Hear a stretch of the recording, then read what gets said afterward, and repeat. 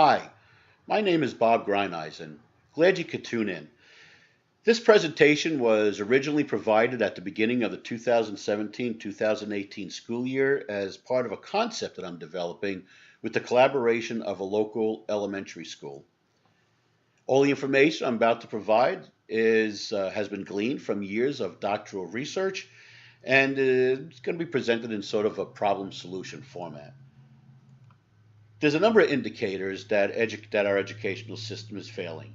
The increased dropout rate, decreased graduation rate, student failure, the achievement gap between social and economic groups, the rise in disruptive and disrespectful behavior in the classroom. But there are also other indicators, too, that education is failing, and that's the rise of homelessness and poverty and hate and violence and crime and discrimination. These are all indicators, also indicators, social indicators that there's an issue with education. And I'll show you why I talk about social indicators.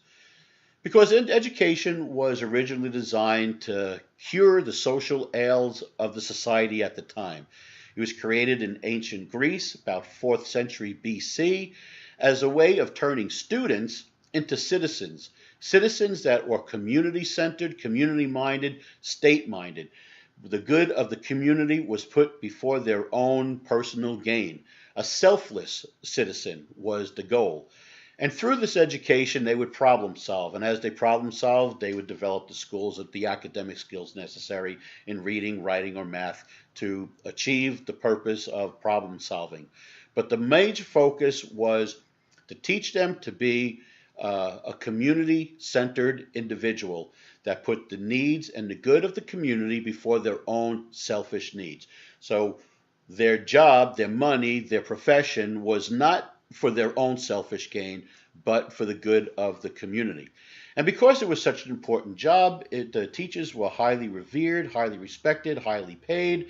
They had a good life. Aristotle, Plato, Socrates, names that you heard. So life for a teacher back then in the beginning was good because it was a really important job in building a nation.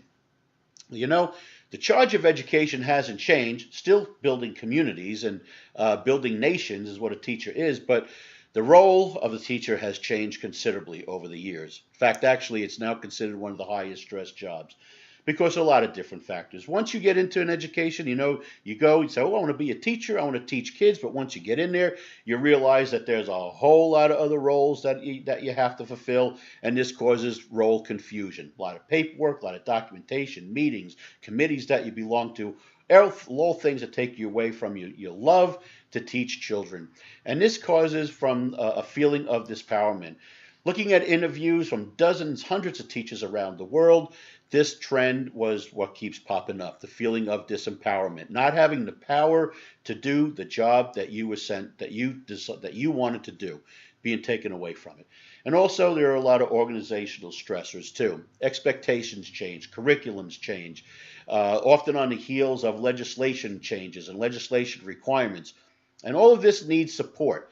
It needs time. It needs the ability to adapt, and that's not provided. There's a tremendous lack of support and lack of resources in schools for teachers to do the jobs that they need to do. And I'll show you, see, that leads to burnout. But the classroom environment has also changed drastically in the years. It's not just one type of student in the class anymore. There's all kinds of students that teachers are responsible for. Students with different cultural backgrounds, linguistic backgrounds, ability backgrounds, emotional backgrounds, all have to be student ready, and teachers are responsible to get that done. And of course, we have to look at classroom management. As we see social decay, we see a rise in disruptive behavior, disrespectful in the classroom. Behavior management is out of control. And this creates a serious stress problem on teachers because they're held accountable. And accountability is a big word in education. And they're held accountable for student readiness with all of these challenges. And that leads to burnout, and that leads to high turnover rate, and that leads to stress, and that leads to illness. Well, believe it or not, with all of these challenges, there's one culprit. And this name pops up over and over and over again in research literature addressing educational problems is guidance. And here's what I mean. Simple thing. Reliable guidance is vital. And this is what I discovered reading numerous articles, dozens of articles related to school reform and school challenges. But when you look at this line, reliable guidance is vital, you have to fill in the blank. Reliable guidance is vital when teaching multilingual students. Reliable guidance is vital when teaching behaviorally challenged students. Reliable guidance is vital when teaching learning disabled students. Reliable guidance is vital when dealing with classroom management. So reliable guidance is vital is a topic that pops up a lot when reading literature addressing educational issues. But what goes along with that, and here's the sad part, is that teachers are denied that guidance. So if a teacher's denied guidance, reliable guidance that's vital, what does that make the teacher? Well, it makes the teacher an apprentice. An apprentice is somebody that can't do a job without somebody sitting over their shoulder and telling them what to do. And without reliable, predictive knowledge, that's what a teacher is.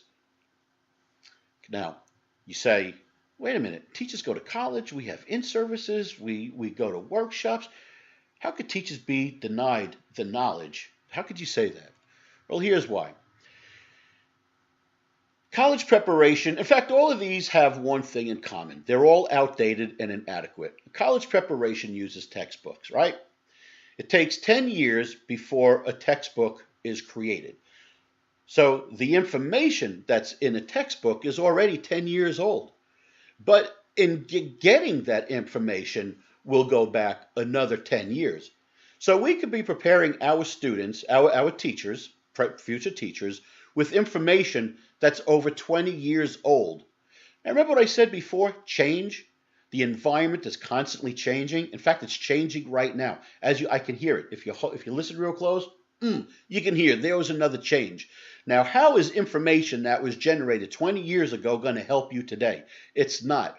We need updated information, hot off the presses. In fact, that's happening right now. Information that's going to help you answer a question that you have and solve a problem that you have right now is being generated right now. Unfortunately, it's not going to be available through this system for probably another 10 to 20 years. Now, how does that help? It doesn't. Workshops are also ineffective. Not only is the information there, again, outdated and inadequate because they're getting their information from textbooks, or some book somewhere, something that somebody published, maybe someone's opinion, who knows. But they're also very ineffective. And I can tell you from personal experience going to workshops, I often leave with, what in the world was that? Has nothing to do with what I'm doing. But hey, listen, I enjoy workshops. It gets me away from the school, gets me out of the classroom. It's like a little vacation, especially 3-day ones where you get to stay in a hotel and meet friends and rah, sis, boom, bar. Education is great. But then you get back to the school, and, well, you're the only one that went to that workshop. So how are you going to influence an entire school of 30 or 100 people in what you learned in that workshop? How are you going to implement in your classroom what you learned without the knowledge and support of your administrator? If they don't know what you did, it's not going to help out. So it eventually just gets dropped and goes to the wayside. Thousands of dollars wasted for absolutely nothing. And workshops now have gotten to the point where the last one I went to had people standing in the back watching us work, and because people aren't interested in the workshops, they're boring, and so people come back and they mark your paper to see if you're paying attention. So at the end, you win a prize if you were the one that was paying the most attention, and get castrated if you were the one that wasn't paying the most attention. I don't know where they got that idea from, but it certainly didn't make me feel very good. In-services are the same way. But the thing about an in-service that makes them ineffective, besides the information being outdated and inadequate, is you do a customer survey before and find out what do you as the customer want to hear about. Usually it's somebody from the administration or, up above that says, hey, you know what, this is something that we need to tell our teachers. And, you have those in-service days when you really want to be in your classroom getting prepared for the beginning of school. But no, you have to sit in days and days and days listening to information that doesn't even pertain to you, that isn't relevant to you. So what do? Play on your phone, words with friends, Candy Crush, send text, Facebook. anything but pay attention to what's going on in that in-service. So we spend thousands and thousands of dollars bringing people in to talk to us about things that are irrelevant, outdated. We don't really care. Let me get back to my classroom. I'm feeling disempowered. I need to get with my kids. I need to do something that goes towards the betterment of my job, and this isn't it. Programs are another one that are really great. Now, there are good programs and there are not so good programs. In fact, there are probably, I could count the good programs on one hand, but there are a lot of horrible programs out there. And when we buy them, whether they're good or bad doesn't matter. They take time to mature. It takes about 3 to 5 years for a program to mature, but we don't give it that time because we're impatient. We want it now, and if it's not happening now, we scrap it and we start all over again. And when you bring in a new program, it needs resources, it needs time, it needs support. And again, like I said, reading numerous papers from teachers around the world, that support and resources are seriously lacking, and that adds to the stress and the burnout. Consultants, my own opinion here, okay, that consultants are an insult. As somebody with years experience in special education, and an EDS in special education, I find it very insulting when my school district feels that it's important to bring in an outsider to tell me how to do my job. Now, I believe in consultants when there's a new product or something brand new is on the market, even technology, like if it's a technological advancement.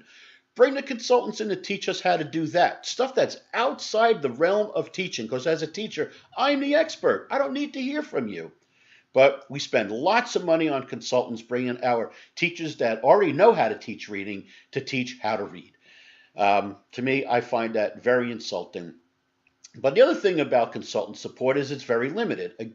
And the reason it's limited is because they don't really truly understand the nuances of our environment. They bring something in that's very aseptic, that hasn't been exposed to our conditions, and they throw it in there, and then when they leave, we have problems with it. It's not working because of our own organizational constructs, and we don't get any support from them. It's just dropped and it's gone. When they leave, it leaves with them, and whatever it was that they brought is very expensive. So here's the thing. If you're reading this or watching this or listening to this, whatever, from the sound of my voice, if you're involved in education, if you're an administrator, ding, ding, ding, pounding my desk, the votes are in. This stuff does not work. It's ineffective. It's outdated. It's irrelevant. Now, we still have to go through college preparation, so you have to do that. That's a gate that you have to get through. But if you're wasting your money, the school's money, the taxpayers' money, and the teacher's time, and these other things, workshops, in-service programs, consultants, you're wasting money. You need to press on, get the clue, quit doing it, and get on to what really actually does work. And I'm going to show you what does and has shown to work very effectively.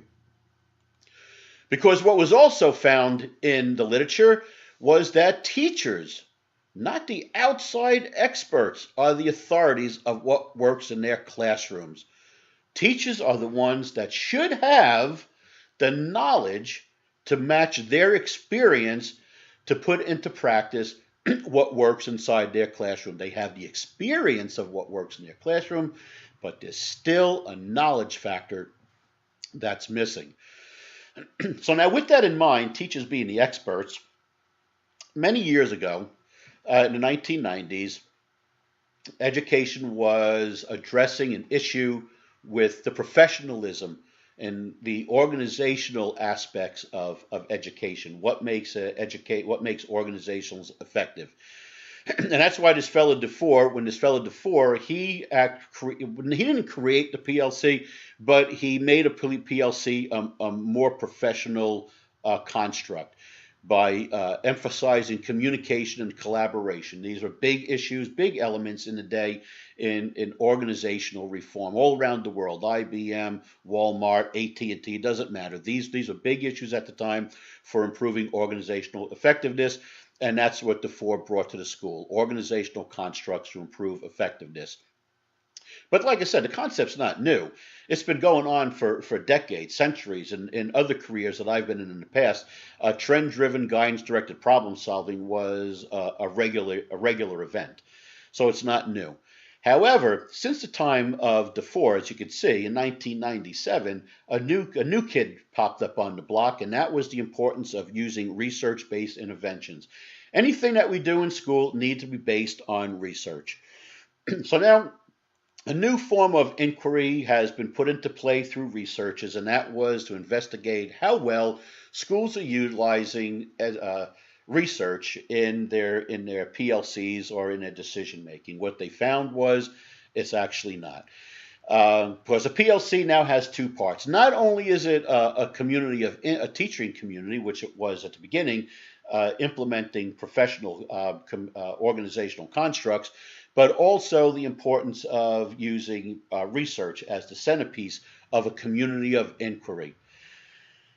So researchers got together and said, okay, we're seeing this isn't happening. Let's go ahead and see if we can get this stuff implemented. So they would work along with schools. There would be a collaborative effort between school districts and universities. Big teams would come in. They would implement it under the theory of how research interventions would improve practice, and they found that sure enough it did.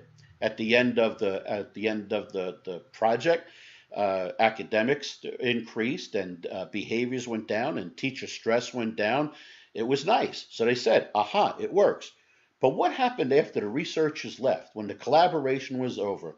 Well, when they went back to check, they found out that the school districts weren't able to sustain practice, or they weren't even able to implement the practice, which led into a whole new area of research. It's like, okay, now we got to take a look at why schools have such a hard time sustaining practice and implementing practice. Now that is going to take a long time, and we don't have that time because, like I said, ching ching, here it's changing again. I heard it. We need up-to-date information. We need it now. But you're not going to get it until we figure out, or they figure out, how to sustain practice and implement practice in a school. We don't have that time. So this guidance issue has been around for a long time.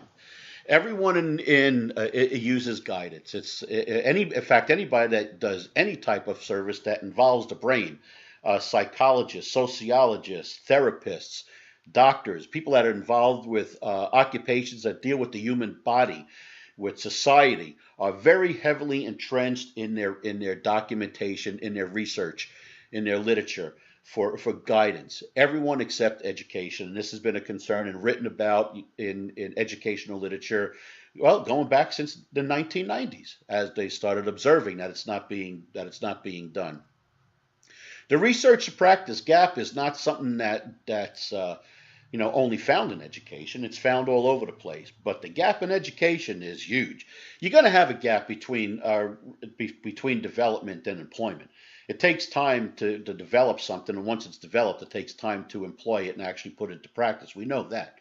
But in education, come on, 20 years, or like I showed you before, 100 years? No, we need things now. We can't wait for 10 years, 5 years. We can't even wait 1 year down the line. We need the information now. But this gap started a long time ago, in 1890s.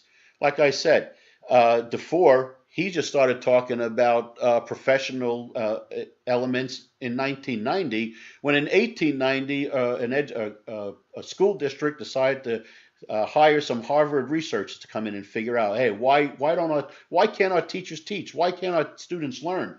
And what they found out was it's not your teachers can't teach. It's not that your students can't learn. It's because you're not managing properly. And that really kind of ticked them off. Said, forget that. We don't want you people around here anymore. You can't tell me how to run my school. But it was observed in 1890 that management was a major issue. In 1990, what is addressed? Management of the school district, of the classrooms, of the school. 100 years it took to get that research actually implemented or realized. We don't have that time. So, as we march through time, the divorce between educational research and educational practice has resulted in numerous misconceptions and realities in education that have kept that gap open nice and wide. For example, most teachers don't trust research. They feel that research doesn't pertain to me. Well, nothing could be further from the truth. Like I said, education has deep roots in both psychology and sociology, in which research is very important. Others feel the classroom is reality. Experience is more valuable. And you're absolutely right. Experience is extremely valuable. However, do you want to depend upon your limited research, your limited experience, and the limited experience of those around you? Or how about the experience of thousands of teachers around the world and dozens of research observations? Another issue in educational research gap is the availability of professional journals, or I should say the lack of availability. They're just not available in the schools. And if teachers don't have access to them, well, then that gap is just going to keep growing bigger and bigger. And as far as understanding research, many teachers feel they can't understand scientific research. Well, let's read this passage. In addition, the teachers who had children with mental retardation in their classrooms explained that the biggest problem with mainstreaming was problem behaviors of which they did not know how to deal with. Now, that's not a very scientific statement, and that's the type of stuff that you'll be able to read in scientific research, just stuff from your fellow teachers. Now, what is the scientific research and why is it so important? Well, because it creates knowledge and or advances theory. An example with this would be the achievement gap between Hispanic students and non-Hispanic white students. That's been an issue in education for a number of years. If you're not aware of it, you really should be. Well, years ago, we were looking mostly at cultural differences and family difference as the reason for the achievement gap. Well, now, new knowledge, as theories have advanced, are pointing more towards literacy components of developing comprehension skills. That developing comprehension skills seems to be different in dual language learners than it is in single language learners. Now, here's the challenge, though. The models that we're using to teach a comprehension skill in our classrooms today are all based upon single language learners. All this information is gleaned from objective observation. It has the highest levels of scrutiny. It's just observations, reported observations, and there's a lot of work that goes in to make sure that it's not somebody's subjective opinion. It provides predictive knowledge based upon the experience of others, thousands of experiences. If they tell you, hey, look, when we've done this, this is what we saw, well, then that provides predictive knowledge. You can say, well, if I do the same things they did, then this should be my results. And it's neither right or wrong. Like I said, it's just based on observation. What you do with it is up to you. It doesn't say what works or what doesn't work. It just suggests that this is what we saw, or this supports what was asserted, like positive behavior in a school environment.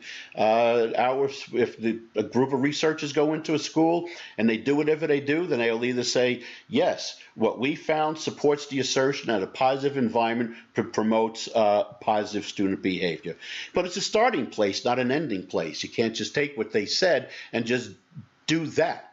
You have to look at the whole body of experience, of research, because nothing stands on its own. It's like putting together a puzzle. You take a bunch of research, you put it together, and you'll get a clear picture of exactly what it is that you're looking at. Okay, so those are some of the features and advantages of research, but what are the benefits of using research in your school or your practice? Well, like I said, it provides predictive knowledge, and with predictive knowledge, you can increase your probability of prevention. Sort of like that crazy dog on your block that everybody knows if you stick your hand in the fence, you're going to get bit. So to prevent getting bit, you don't stick your hand in the fence. And in health-related fields like education, yes, it's a health-related field because we're responsible for the intellectual and moral health of students. And if you don't get it right the first time, you might not get a second time. So corrective and contingency plans, reactive plans, they're time-consuming, they're expensive, and they're highly ineffective. Yet prevention is just the opposite. It's not expensive. It doesn't take a whole lot of time, and they're extremely effective. So how do you get to prevention? Well, let's take a look. Research articles are going to show you the results of experiences of thousands of teachers around the world and observations by researchers, And based upon those experiences, we could set up a framework to drive our action. Sort of like an example would be the universal design for learning. We know that a universal design for learning promotes academic achievement. So if you incorporate a universal design for learning in your classroom, you could prevent failure or significantly reduce the probability of failure in your classroom. And also for positive behavior supports. We know that a positive behavior support environment improves the behavioral outcomes of students. So if you incorporate a positive behavioral approach to your environment, you're going to prevent inappropriate behavior. So that's how it drives a framework for action. See, information found in research articles is not solely the domain of scholars. This is information that we can all use for a lot of different reasons. Well, for one, you can check what you're told and validate or reject the information that you're given. You can also explain your current practices by going through and looking at the research of what thousands of other experienced teachers have said and researchers have found. You can validate or reject the practices that you're doing and improve what you're doing. Or actually go out and, show, look, at what I'm doing is good. It's right. Here, we should all be doing this. But to use it correctly, you have to know how to ask the right question. And there's where the difficulty comes in. You need somebody with experience that's been through and knows how to look at the research and glean the information out of it that's useful, because it does not answer questions directly. You have to know the question that you're asking. And once you've honed that in with practice and being taught how to do that, then you can combine your experience and creativity to develop solutions. And those solutions will be reflected upon by you, and your reflection is what really gives the power of research its ability to prevent and provide the academics and the supports that you need in your classroom to be highly effective, or your school. So the object of the game is to implement a teacher-driven, not outside-driven, sustainable, which means that it'll keep going on and on and on. Research-directed means that you'll be getting the most current and up-to-date research, PLC. And here are the steps. This is what I said I was going to do at the time, and this is what I have done, was first get access to professional educational journals, and that I can do for anybody. And then we created computer access for ease of use, so teachers can get to them and access it from anywhere. And also, because the teachers aren't used to dealing with research like I am, they give me the ideas, I go out and do the research, put together a talking paper, some points of interest for them to read, break it down, and we could use that for subjects of further inquiry, which is actually where we are right now. We're looking at new subjects that we could investigate using up-to-date current research, not a 10-year-old textbook or something that somebody wrote from some wacky idea that they had. And then once you get, and we're not here yet with what I'm doing, we're not here yet, but once you get proficient at understanding research, then you could do something, a gift that's been provided. And I found this out, which I think was absolutely amazing, that action research is such a gift that's been provided to teachers if you've got the research to do it with. If you don't, if you're just using textbooks or in-services or workshops or consultants, forget about it. It doesn't work. But research is done, action research is research that's done by teachers for teachers. It's mostly qualitative, which means it's just, narrative based. There's not much math. You can do some math. There's a little bit of quantitative aspect to it. Surveys, few short question surveys just to see before and after opinions.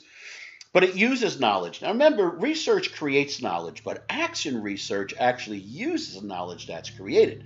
So we're not stuck by the strict validity rules and reliability rules of original research is, but it's still there. But we're not bound to it as heavily. So you can actually use the research.